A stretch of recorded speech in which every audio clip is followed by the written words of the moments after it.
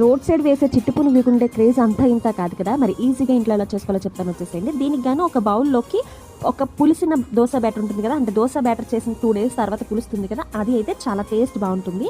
Okay, మా దగ్గర లేదు అంటే కనుక అది ఫ్రెష్గా ఉన్న దోశ బ్యాటర్లో మనము పులిసిన కర్డ్ వేసుకుంటే కూడా అదే టేస్ట్ వస్తుంది. సో పులిసిన దోశ బ్యాటర్లోకి 1/2 cup మైదా కూడా వేసుకొని 1/2 spoon సాల్ట్ వేసుకొని బాగా బీట్ చేసుకొని ఒక 6 hours పక్కన పెట్టేసేయండి. తర్వాత ఒక 6 hours తర్వాత అందులోనే మనం కట్ చేసుకున్న ఆనియన్స్, పచ్చిమిరపకాయలు, కొత్తిమీర, కొంచెం జీలకర్ర వేసి బాగా బీట్ చేసుకొని వేడిగున్న ఆయిల్లో చిన్నగా పునుగులు వేసుకుంటే చాలా చక్కగా వస్తాయి.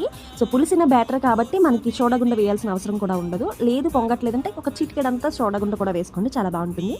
దీంట్లోకి చట్నీకి అయితే స్టవ్ మీద బాండి పెట్టుకొని అందులో కొంచెం ఆయిల్ వేసుకొని కొన్ని పల్లీలు, కొన్ని వేపిన శనగపప్పు, కొన్ని పచ్చిమిరపకాయలు వేసి బాగా వేగించేసుకున్న తర్వాత అవన్నీ ఒక మిక్సర్ జార్లోకి ట్రాన్స్ఫర్ చేసేసుకొని కొంచెం జీలకర్ర, 2 వెల్లుల్లిపాయలు, అలాగే కొంచెం సాల్ట్, కొన్ని వాటర్ వేసుకొని బరకగా గ్రైండ్ చేసుకొని సర్వ్ చేసుకుంటే మన ఈజీ అండ్ టేస్టీ అయిన చిట్టి పునుగులు